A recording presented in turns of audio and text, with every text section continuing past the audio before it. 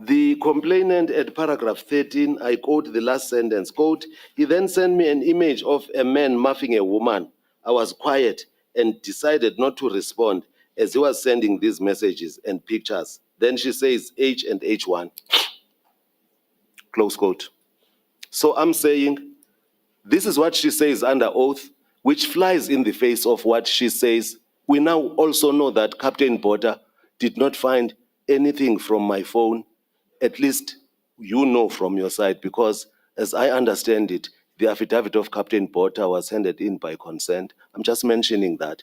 Apart from what Dr. Mello said about how a cell phone operates, I did not send H1 and H2.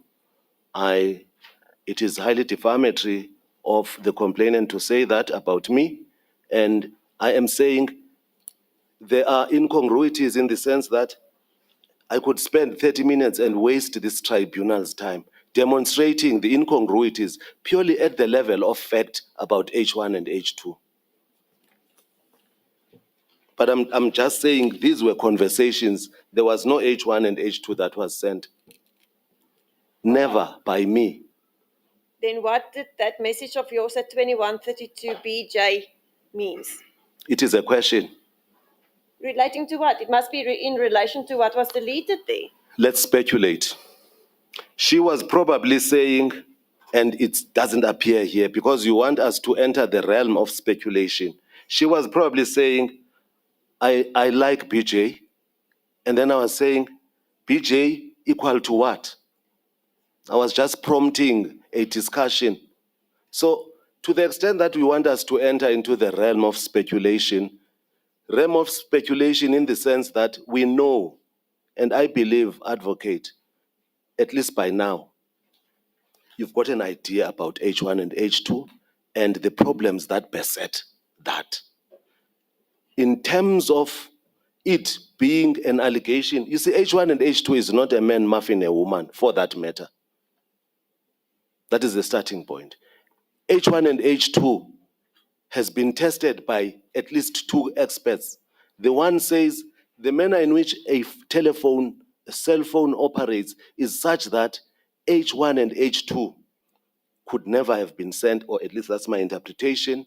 That's a matter, of course, that will be the subject of discussion. But my understanding is that there is no such, and so says Captain Porter. So this insistence on H1 and H2, I do understand on your part.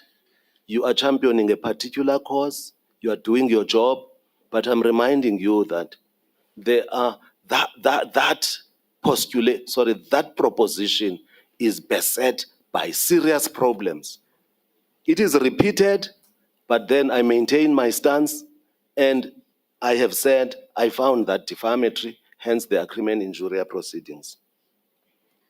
I'm not threatening anyone, I'm just mentioning a fact.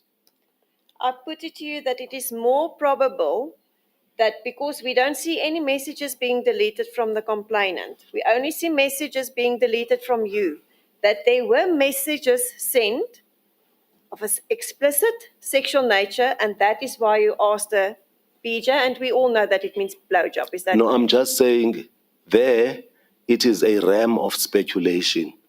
But my stance is that I did not send H1 and H2. And indeed, H1 and H2 are not the things that she swore to as having been what she now says was. Now look at it this way. H1 and H2 are superimposed into a very innocent, if I may put it like that, very innocent work-related. When I say innocent, I mean something as against flirtation in this instance, work-related stuff, as against flirtatious. It is superimposed there. And then we've got the evidence of Brenda. Everything around H1 and H2, ma'am, is highly mysterious. I was not expecting persistence in relation to that, but it is your choice. And my answer to that, I never sent it. And as you put it today, the way you are doing it, I'm saying to you, no, I did not send H1 and H2. And I am saying, even your postulation that there are probabilities, no, they can't be probabilities in an instance such as this one in favor of the complainant. That's just my version. In my last question that I put to you about improbabilities, I never mentioned H1 and H2. I said it is more probable that the messages that were deleted were of a sexually explicit nature. I never mentioned H1 and H2. No. H1 and H2 was mentioned in the context of what is at page 1200. Can you just listen to what I'm putting to you now? The Not then. probabilities. Thank you. It is more probable that those three messages that was deleted before BJ, which Yes. we all know means blowjob, Yes, was of a sexually explicit nature. correct. So I don't understand why you're now No, arguing no, with no, me. no, That no. is the only thing that I asked you. No, It's of sir. a sexually explicit nature, and that is why you asked a blowjob. No, sorry, ma'am. Initially, the proposition was about H1 and H2. Within the context of what is said to have happened as alleged at page 1200, I had to refute that.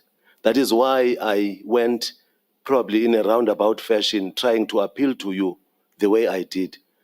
From the onset, I am saying, yes, there were messages. They were highly sensual. They were deleted. And I am also saying, based on what I said earlier on, you can't say the complainant did not delete. All that is lacking is if you delete reference to quote unquote, this message was deleted, then you will end up having what we see. What I was not doing is to delete reference to this message was deleted. I never did that. But what I'm saying now is this is a conversation. I agree with you. It was highly explicitly sensual, mere conversation. But I'm refuting your suggestion that H1 and H2 featured at 1200. And if we have a proper look at 1200, there's 15 messages on this page. You can count it. 11 of it comes from you. Yes? Now, if we read this room that we are talking about, Yes. how do we understand that the complainant was an active participant in these conversations? If you are the writer, the author of 11 of those messages. Because, firstly, she says not to worry about that. Secondly, she says length.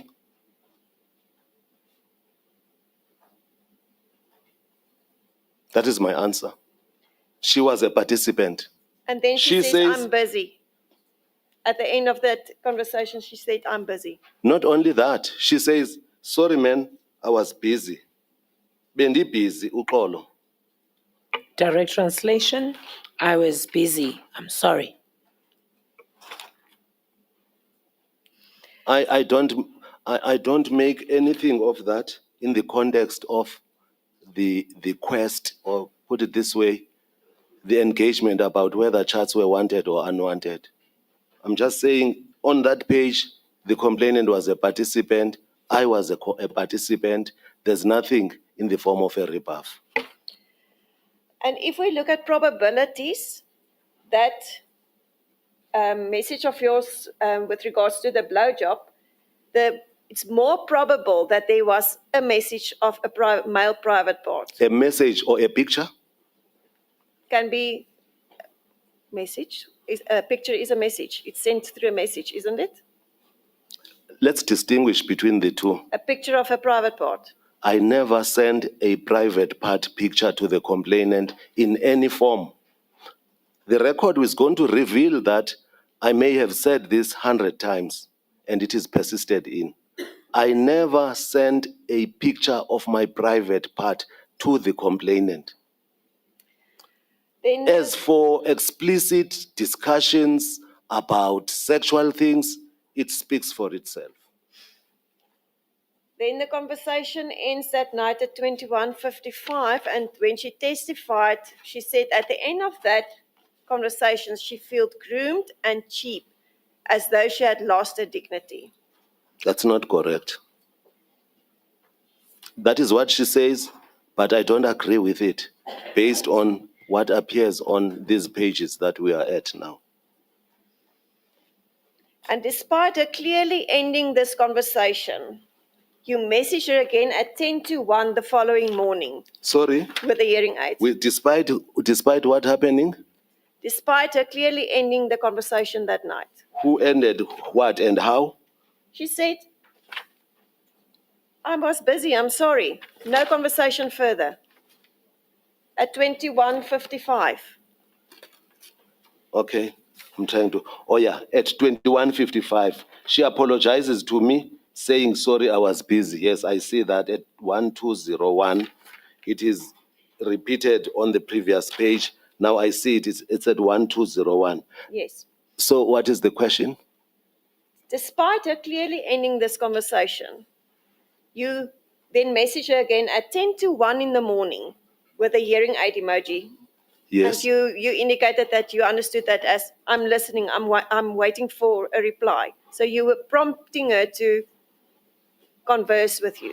But the starting point is your suggestion, which I don't associate myself with, which is that she ended the conversation. What we see is that at 21:55, that was her last conversation where she says, I was busy, I am apologizing to you. But So- there was no further conversations from her. Yes, that is correct. But there were further conversations from me. But the point I was trying to make is maybe I misunderstood you. She did not terminate discussions, or at least I was never made to understand that discussions had been terminated. So, same night, albeit that it's early morning, yes, I engaged her. And she engaged as well in the talks. Let's look at it. Gqibezela, LOL, especially Riento, she laughs at that. I ask her, am I wrong? She says, do, not at all. Gqibezela Translation Council, it's for conclude.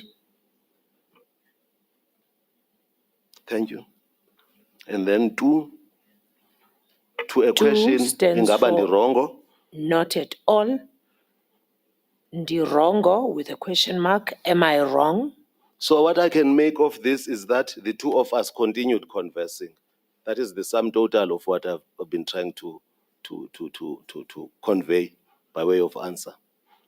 That is after you prompted her for a reply. Correct.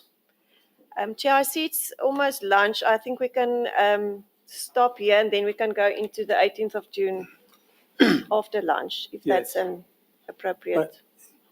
But it is noted that the last message is 0052. Well, the first message of the 18th, 0052,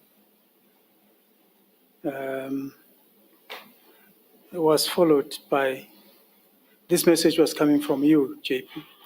The message at 0052, indeed, Chairperson, was coming from me. It was And then- responded to at 0351. Yes. She responded to that message at 3:51. Correct, Chairperson. Thank you.